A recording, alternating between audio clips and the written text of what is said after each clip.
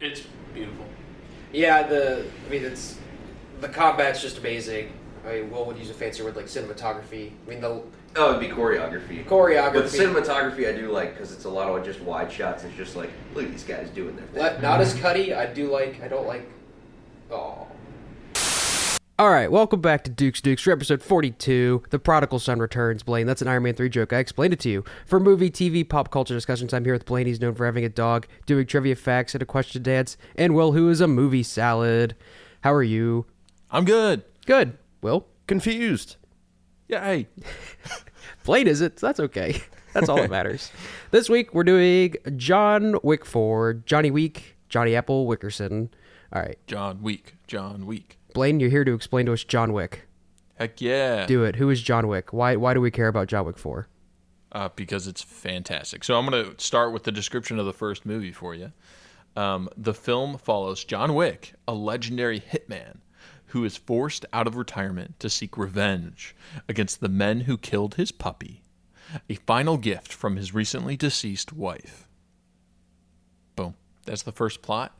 A badass hitman's going to kill a lot of people because his puppy died. And that's kind of the same for most of the other movies. That first one is the catalyst that gets him because he's retired and Yeah. completely out of the assassin game, and that first one brings him back in, and then the second one picks up after he's got his revenge on the dog killers from the first one. Good, that now he's back in the game, and because of a marker, he has to do another job. So it just kind of he keeps getting wrapped up in stuff now that he's back. I'm trying to remember how they get us into it because when does he go to the Continental? That's quite a bit later. I mean, he just meets the dog killers at a gas station, and they want his car. And the dog killer is the son of one of the crime bosses that used to hire out John as a hitman. Yes, and unbeknownst to that son, he is messing with John Wick, and that's no good because John Wick is the boogeyman, and nobody can kill him. Oh, he's the boogeyman that you, Oh, or yeah, he's yeah. the guy that you send to kill the boogeyman. Yeah, Fantastic. So, anyways, John, the kid wants John's car, so he goes to John's house, kills his dog because the dog was barking, beats the shit out of John, and takes his car.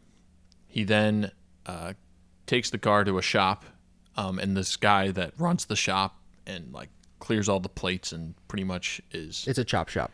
chop shop. but that guy knows John Wick. He's like, "Where'd you get this car?" And he hits him. John Wick is now out to kill this kid.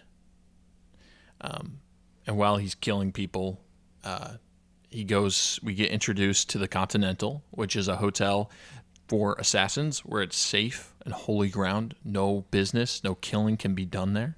So yeah, and then we start to get introduced to what are the He's got gold those pieces? special golden coins that everyone in the Assassin Network notices. So when he goes to the Continental and places a golden coin, the Charon, the quartermaster, kind of gives him a look of importance, and he asks if he can see the manager. and that's their currency. Yes. So for anything, like at one point, John's like, "Hey, dude, can you watch this chick for me?" Are you keen on earning a coin? For a coin, yeah. Yeah. So, yeah. Any other world building in the first one, Jack? Because that's kind of the only introduction we have. Yeah, so it's just a guy who comes out of retirement to take vengeance on his dog's killers. It's a fantastic movie. I mean, the choreography and everything's just fantastic.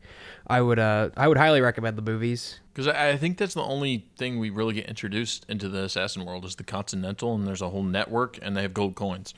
And John Wick is just killing people to get to this kid. Yeah, there's a couple of underground interesting stuff, like the mob boss is using a church as a front, and when John Wick walks in, he like shoots the priest, and then it turns out the priest is not a real priest. No. Kid's also a strong word. This guy's probably like 20, 25. Right. Yeah. He's younger than John Wick, who's 50. Ish, yeah. Anything else on the first one before I describe the second? Nope. It's kind of quaint now that you see it. Once you see the other ones, the first one's kind of quaint, and I still like it. Oh, it's very contained. I think Yeah. it's my favorite, personally. It's probably the best. Just yeah. because there's not too much besides, dude, he's just killing people. And that's all I need. And I understand why the other ones need more. Most of the stunts are also pretty grounded in the first one. Yeah, I just feel like John Wick 1, it just, a lot of it, like, it's a little crazy, but at the same time, it makes sense. Like, it could happen. Where when you'll see when we get into the later movies, some of the things get a little, yeah, that's not happening. Yeah, they start taking hits that you're like, I think you'd be dead. But that first one, yeah, it establishes the great cinematography of just wide shots and letting the stuntmen do their thing, and that includes Keanu because he does his own stunts, and that is great. So it's good. wonderful watching him flip over guys and snap necks. So the one scene in the first one where he goes into the club and the son that he's gonna go kill is in the pool. Mm-hmm. So that scene, he goes in and he's just killing a ton of people, right? So it's sweet, it's awesome, a lot of fighting, a lot of moving. So the fun fact is Keanu Reeves was sick, had a cold, wasn't feeling good, and did all of those stunts in one take. Wow. And learned it all the night before. Memorized everything. That is Dude is a badass. That's probably the most iconic scene from the franchise. That's so good. The raid scene. Everybody calls it the raid. In every subsequent John Wick movie, everybody goes, it's really good. There's nothing that tops the raid scene, but it's really good. Right. So that is like the John Wick thing. John Wick 2, retired super assassin John Wick's plans to resume a quiet civilian life are cut short when an Italian gangster, Santino D'Antonio, shows up on his doorstep with a gold marker, compelling him to repay past favors ordered by Winston, the kingpin of secret assassin society, the Continental, to respect the organization's ancient code. Wick reluctantly accepts the assignment to travel to Rome to take out D'Antonio's sister, the ruthless Capo, atop the Italian Camorra crime syndicate. Yeah, this is where you start There getting was a into lot. Well, this is where you start getting into a lot of the lore of the world. Yeah, this one gets a little bloated with that stuff. Like, he goes to Rome, there's a second Continental, and there's like the Roman version of Winston in the Quartermaster. And we hear for the table the first time. Yeah, you hear about the High Table, which is like the governing group above all the Continentals around the world. That's the other thing, is there's Continentals in like every major city. Yeah. And then there's like 12 people seated at the table that are like the leaders of this whole organization. Yeah. So John Wick is basically charged with killing one of those leaders whose brother wants her seat. And the marker is basically just a big gold marker with a thumbprint of the person who owes the other person something. So like a lifesaver. Blood thumbprint. Yeah. The reason why John Wick owes D'Antonio this debt is because to get out the first time to be with his wife, he helped John Wick to do an impossible task to get out. So that's why he owes him. Do we ever know what that was? It's The just impossible task? killing a lot of people. He does that a lot. Yeah. He does a lot of impossible tasks. I think that's all they specify, right? Yeah, they don't go too much detail. It's more of just like he just did this really hard task. You can assume what it was based on all the other hard tasks that he does. It was just supposed to be impossible, so he wouldn't get out, but he does it and gets out. And D'Antonio was never going to call in the favor as long as he stayed out, but he got back in, and now he's calling it in. Yep. Makes sense. Yep, and then he gets in trouble after 2. He gets in trouble with the High Table for killing a member of the High Table. And also, after John Wick kills D'Antonio's sister, D'Antonio puts a bounty on John Wick's head. So then people are going after John Wick, and John Wick is having none of that. He's just killing. So he goes to kill D'Antonio, but does it on continental grounds. So he gets excommunicado. Yeah, so that's the end of the second movie. He goes into the Continental and just shoots D'Antonio in the face. Yeah. And that starts a whole thing because that is bad. He Yeah. is now excommunicado, which means He's kicked out of the secret society. he's kicked out, and money is now on his Millions of dollars. head. Yeah. Yeah, so is that it on 2? Anything else on 2? No, jump into 3. The only one with a title. Yeah, it's got a subtitle. for some reason. Parabellum. After I don't know what gunning, that subtitle means. it's Parabellum means war. So John Wick War. Nice. You ever had like a bell? Uh-huh. And then you get 2 bells. That's a pair of bells. Okay, Blaine, tell us about John Wick 3. You're an idiot. Okay. 3. After gunning down a member of the High Table, the shadowy International Assassins Guild legendary hitman John Wick finds himself stripped of the organization's protective services. Now stuck with a 14 million bounty on his head, Wick must fight his way through the streets of New York as he becomes the target of the world's most ruthless killers. The opening act of 3 might be my favorite John Wick thing. It kind of meanders towards the end, but the opening act of 3 is like perfectly paced, and it basically picks up exactly where 2 left off. Yeah. At the end of 2, he is running away in New York, and it's got this little weird thing where everybody turns and looks at John Wick, and it's like, is everybody an assassin? Right. And I know some people have qualms with that. I've always just took it as Winston organized that, and what you could go into the logistics of organizing something like that. But then again, I just go, it's the Continental, and we don't understand them. Right. So and you get, once you get into 3, you start getting into like a larger world. Like there's so many people in this organization. There's so much going on. We forgot about the Bowery King. Oh yeah. Yeah. So John Wick is he introduced in 2? Yes. Yeah, he's introduced in 2. He basically runs, there's a separate network of assassins of homeless people. And the Bowery King, who's played by Lawrence Fishburne, basically rules all those people and is the one who gives John Wick the gun to go kill D'Antonio on the Continental grounds.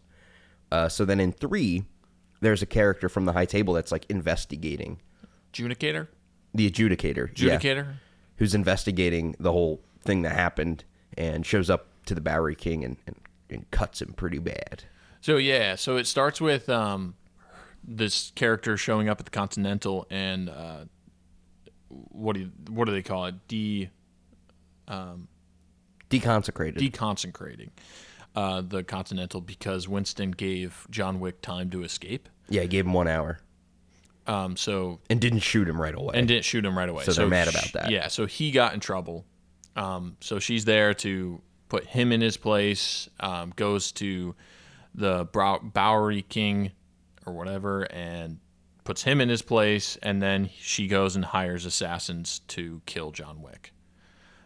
And that's pretty much the whole movie is chasing John Wick and John Wick calling in favors to pretty much survive. It's a good and bad thing to where like every movie they have to go bigger, but that's kind of like to the detriment of the movie. It's like, well, how do we make it go bigger without it, being too crazy?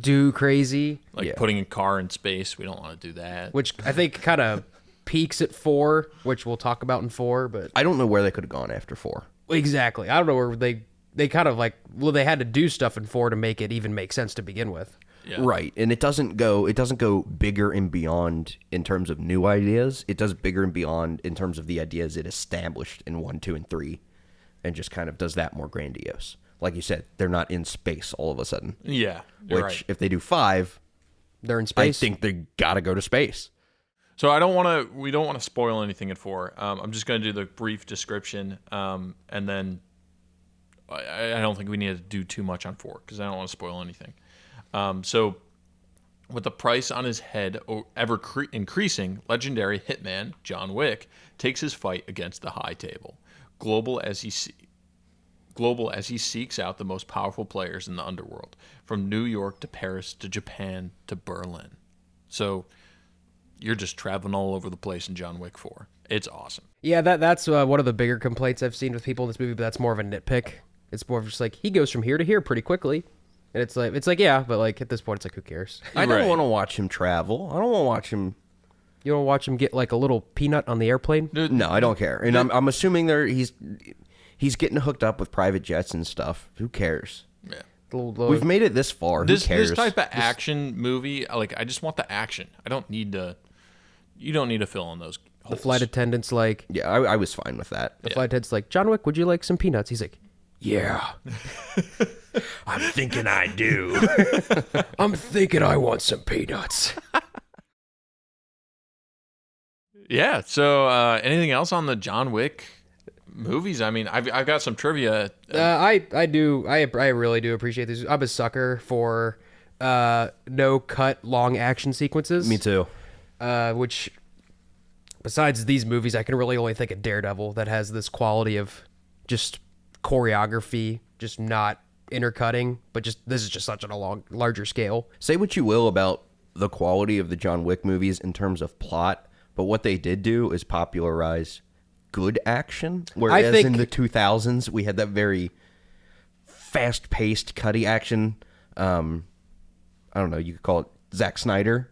But quick cut action with the random, like, slow down clips and just what it was before John Wick was just no good. And I thought I hated action movies. And then I saw John Wick and I was like, no, this is what an action movie should be. John Wick 4, which I'm not sure if you're going to go into any of the financials of it, but John Wick 4 is doing financially very well. Yeah, I haven't touched. I did some financials for the other movies, but because John Wick 4 may have close to a 0% drop off from week 1 to week 2, which is which is very impressive. We helped with that since we saw it week 2. Ooh. We did it.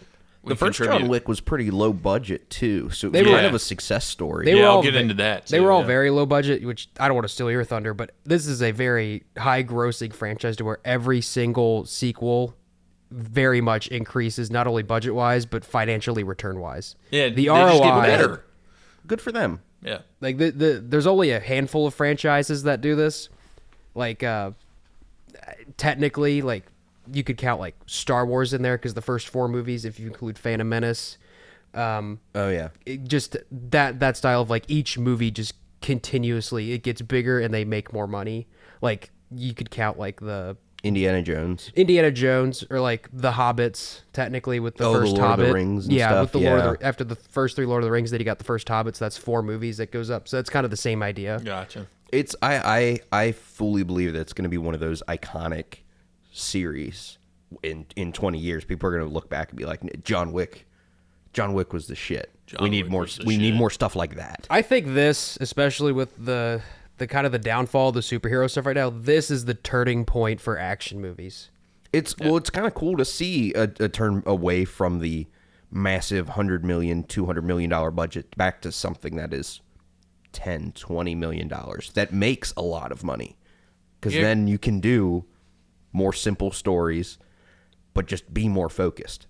Right, because that's how I feel with the Marvel movies, is they turned into just throwing all these characters in your face and CGI not really spectacles. And not really focusing on the action. Yeah. Because you had it's just a live action comic book. Yeah. No, it is what it's changed into something different. And there's but it's cool to see that there's room for something else. Traditional movies. And there's still very good superhero stuff. There's just too much of it. That's the problem. Okay, yeah, there's definitely some burnout. Because like you have like Shazam and Ant-Man that just came out, which have been duds. But like when Guardians of the Galaxy comes out next month, it's like everybody's pumped for Guardians of the Galaxy. I mean, like more Hopefully than it's that. not a dud though. That's unless something happens where everybody turns on it, you never know. Yeah, it could happen. But I still think that there are specific instances of things, because like it's the James Gunn thing. Everybody wants to see the new James Gunn movie. That's the thing. Like Suicide Squad did well. Like that, and that's a good one. I like that one. Yeah. All of his movies have been pretty solid with the superhero movies. Yeah. But it's like, because he does those movies. Because I mean, neither of you could name who does the Ant-Man movies or the Shazam movies. Oh no, I don't care. No. Yeah, exactly. I'd care about Ant-Man if Edgar Wright stayed. Yeah. I mean, you don't know the new guy, but the new guy's done all 3 of them. Cool. Exactly. That's what I'm saying. Exactly. You don't care. But they're just because they're so stylistically the same as all the other Marvel movies. It's not like they don't have their own flavor. Guardians of the Galaxy has had their own flavor until Thor tried to just kind of rip that off. Yeah. So real quick, I want to do the budget and the kind of how much they made on the first movie. So the budget was like $20 million-ish. On the first John Wick movie, and they made $88 million worldwide. So it is kind of that success where they didn't really think they were gonna. It wasn't supposed to be a spectacle. Like they didn't have any other John Wicks planned, and it just did freaking amazing. So that's the first thing. They made $88 million on the first one, and it just kept getting better. Like Jack had said, they kept making I think they made double in the second John Wick. Yeah, it increases almost double every time. Wow. Yeah, fantastic. And then, so Chad Stilisky, the director. Stahelski? So he worked with Keanu Reeves in The Matrix. So Okay. that's how they knew each other. They worked together with that. So that's why. So Keanu Reeves saw this project and was like, "Dude, I want to do this. This is sweet," and called up and got Chad involved to be because Keanu was working with the writer and producer and got the director in. That's cool. Yeah. So I think the original name for John Wick was Scorn. And Keanu Reeves was just going around telling everyone he was working on this movie called John Wick because that was the main character. So they were just like, let's just call it John Wick. That's a better title. It's so much better. Because Scorn just sounds like Generic. a generic action movie.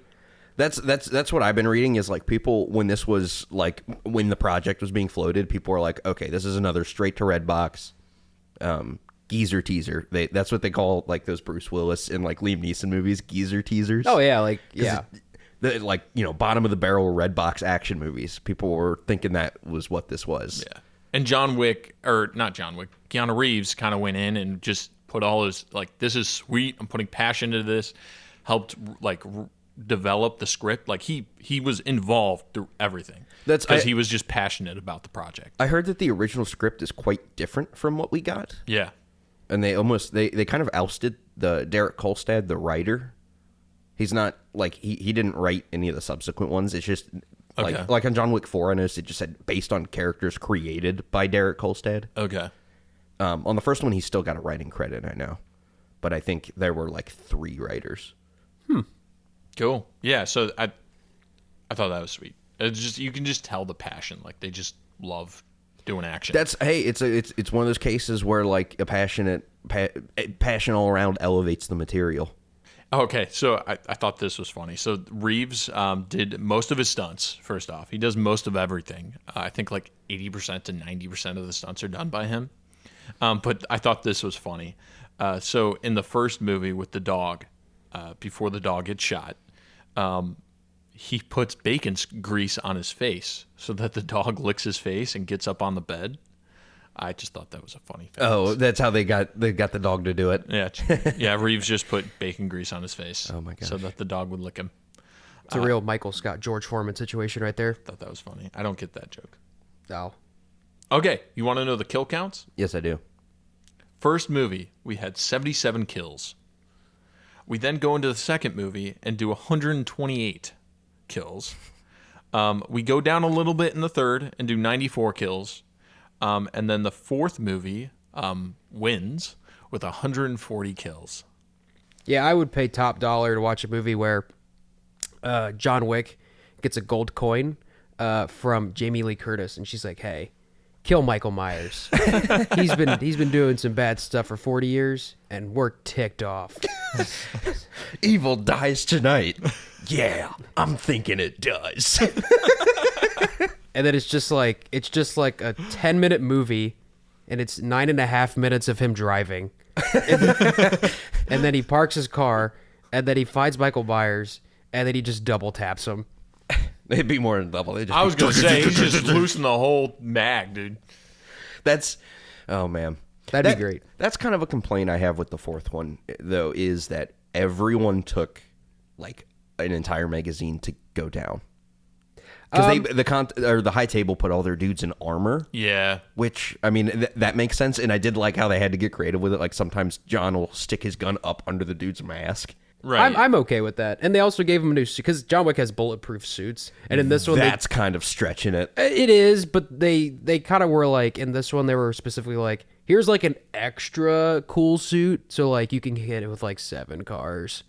Yeah, he gets hit with a lot of cars in the fourth one. And falls. And a lot of falls. And they kind of did a little bit of a time jump between 3 and 4, because from 2 to 3, there's like no time. Mm-hmm. So in this one, they're kind of like, he's like back to health, so he's kind of just like okay to just start from scratch. Right. Don't think about the injuries he's taken in the previous movies.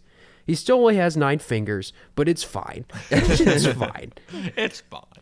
All right, so my last fact that I thought was kind of cool. So the actor in the fourth movie, Rina, I'm not going to say her last name, but she was the daughter of the Japan Continental. Okay. I thought this was funny. So she's not an actor. She is a singer. I found that funny.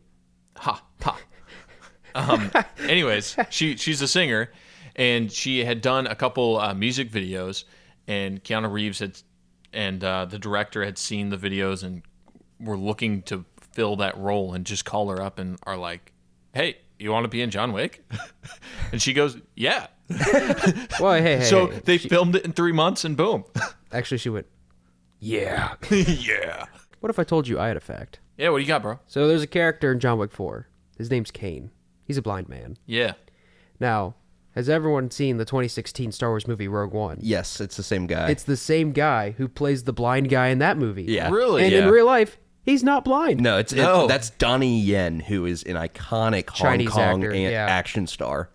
And boy, does he hold his own in John Wick 4. Oh, it's so good. I mean, I loved him and in the Japanese continental leader. I did like that idea in the fourth because it's like he's just been going on a rampage for 3 movies, and this one's more of like, hey, John, you've killed like 300. You've killed a lot of people, but like in the past like month, you've killed like 300 people, and your actions kind of have consequences.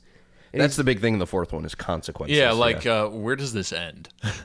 Like, dude, you're killing and killing. Like, when does the killing stop? And they do conclude it, and I thought the conclusion was pretty good. Yeah. Because they don't give you everything, but it's like you have enough. Yeah, like that thing with the samurai guy was not explained in detail, and I am fine with that. The backstory between John Wick and Donnie Yen's character is not explained in detail, and that's good. Yeah. I did like the villain in 4. It was kind of like a classic James Bondish villain kind of guy. He was good. What else is he in, that actor? That's Bill Skarsgård. That's Pennywise the Clown. Ah, he was fantastic. Yeah, I liked him. he was intimidating. He didn't do a lot. He's kind of like a combination of the son and the villain in the first one. Anyways, what we watching? Whatever you want, Blaine. Well, this is what are we watching? www.watching. I watched only 3 things this week. Slow week for Jack. Boo. Boo me, Blaine. It's okay. Boo. Whoa, Boo. that's a little hostile. You shouldn't have done that. All right, so I watched the Bad Batch season 2. It finished. It's done. How was it It was fine. compared to season 1? Probably better than season 1. Okay. All right, the same. It's a good show. It's Nice. fine. Solid. Content. New Mandalorian episode. Very good Mandalorian episode. They brought in some very, very good action. I was very surprised. This season's kind of dragging a little bit in the middle, but this is a very, very good episode here. I agree. Did you watch it? I did. Oh. It's one of the things in mine. Now I have a question. Well, actually, I'll wait until you talk about it then. Okay. And then also, the South Park season 26 finale came out. You were disappointed, right? It was bad. It was a bad episode. It was fine, actually, but it was more of like this is really good at what you're going to do for the finale. Fair enough. Bad, disappointing. That's all I have. Blaine, go. Okay, yeah. So I only had 3 as well. So more Schitt's Creek. Fantastic. I think we're only a season away now from finishing it. And then Wait, what? they're short seasons. Okay. They are. You binge boy. We have been binging. You binge boy. You binge Creek. Binge boy. Binge Creek. And then Mandalorian. Yeah. So I saw that episode. It was fun. What were you gonna say? Have you ever seen Star Wars Rebels? I haven't seen a lot. I think I saw the first season. Now, in the beginning of the episode, there was a big purple man. He was sitting at the bar. He's like, "Hey, bald Chinese man with a beard." Oh, yeah. That's the guy from Rebels. Okay. I thought he looked familiar. Yep. Okay, that's a cool fact. People were very excited about that, and he looked really good. Like He did. There's been a lot of complaints with like animation coming to live action, but that was one where people everyone was like, "This is good." We were That all was okay. cool. Yeah. And then the last thing I had watched was The Patriot. Oh. I had never seen The Patriot. Shout out to Jonathan for making me watch The Patriot. So fantastic. I loved it. If you haven't seen The Patriot, you should probably watch it. It's a good movie. It's just American Braveheart. Heath Ledger's in that. Heath Ledger's pretty good in that. I love Heath Ledger. Yeah, He's so that's a good. shame. Does he put So a smile sad. on your face? Yeah. Whoa. I did get it, yes. Yeah, nice. Yeah, the Joker. Yeah, that was what I was watching. Your turn, Will. Okay. I just watched. I watched a concert film called "Stop Making Sense," which is the Talking Heads. So, basically, it was a man called David Byrne started the Talking Heads, and they're kind of a pioneer of new wave music from the 70s to the 80s. And this concert film was directed by Jonathan Demme, who then went on to direct Silence of the Lambs. Oh, and it's great movie. It's a really interesting concert film because the camera is right up there with them, and the way they wrote it like a stage show too, because David Byrne says that music should be visual and auditorial. So like the first song is just an acoustic version of like one of their biggest hits, Psycho Killer, and then piece by piece they bring out the rest of the band, and then they have a huge ensemble, and the sets behind them keep changing, but they just have this unflinching enthusiasm for their music. Like David Byrne at one point is just running around the stage. Everybody is always dancing and has a smile on their face. It's like the Joker. Yeah. Whoa. It's not even something where like I'm a huge fan of their music. Like I like their hits, but not necessarily their deeper cuts. But the whole time I was having a good time because they were having a good time, and that energy was infectious. So I understand why a lot of critics say it's the best concert film of all time. And then I watched King Gizzard live at Bonnaroo 2022, and it was pretty interesting to see what songs they pick because they've got such an immense catalog. Yay! All right, now it's time for the news, but mostly ooze because they're gross. The title never changes. This week for John, they're delivered by a pigeon. Look at that pigeon. Look at pigeon sound. That was good. I was practicing. I don't doubt it. I can just picture you in front of the bathroom mirror. I have regionals next week for pigeon tryouts. All right, well, get excited. Avatar 2 screenwriter will write the Fantastic Four movie. I don't care. Is that an ooh or a woo? Thumbs up, thumbs down? Right in the middle, man. I don't care. Okay, cool. I already said this, but John Wick almost had one of the lowest drops for a movie from week 1 to week 2. Woo! It might have gone up actually. The final numbers aren't out yet, but it's made a lot of money. It's up to like $160 million. The Batman Part 2. We like the Batman here. Apparently, one of the major villains will be Clayface, a classic Batman villain. I don't really care. What are you thinking, Will? I've always wanted to see Clayface and Man-Bat and Killer Croc properly. Yes, like in the animated series. Have you seen the animated series? I played the Lego Batman game on the Wii. Oh, so they, I think they'll go the classic route since the Batman, like the new Batman movies with Matt Reeves are more grounded. I think because Clayface, the original origin for Clayface is like, he's like an actor and he like hates his face or something, and he gets this cream that can like rearrange his face and stuff, and then he eventually, like, long story short, he like takes too much of the cream, he falls in the big thing of the cream, and he becomes like just like a big thing of like the cream, and then he can morph into whatever he wants. So usually face. Instead of being like a big like goopy monster guy, he like, you know, can like change his face to be like somebody and look like that. Yeah. Which is very cool. But I want to see Big Goopy Monster guy. Well, yeah, I want to see both. I'm not sure how much Big Goopy Monster they would do in the Batman movie. I want more Goopy Monster than Actor Guy.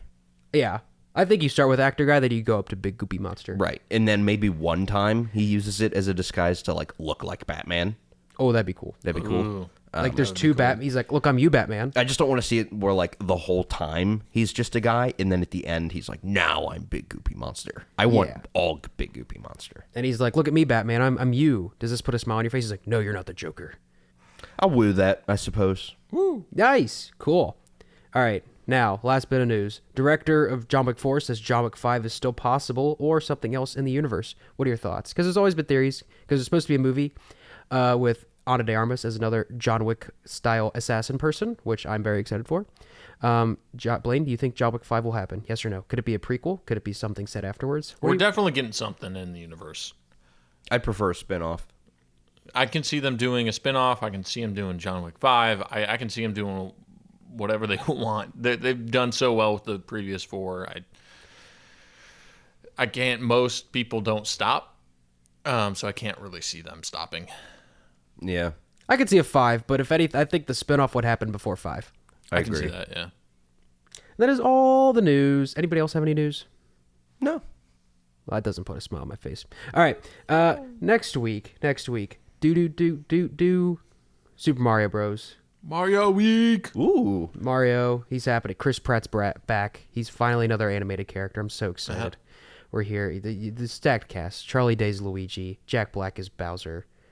other people or other characters. Seth Rogen is Donkey Kong. I don't like that one, but We'll see how that goes. Yeah, we'll see. He's like, I threw a barrel at you. And then also we're gonna see the Dungeons and Dragons movie. Yeah. So that'll be next week. Super Mario Bros. And Dungeons and Dragons. Who would win, Mario or a dragon?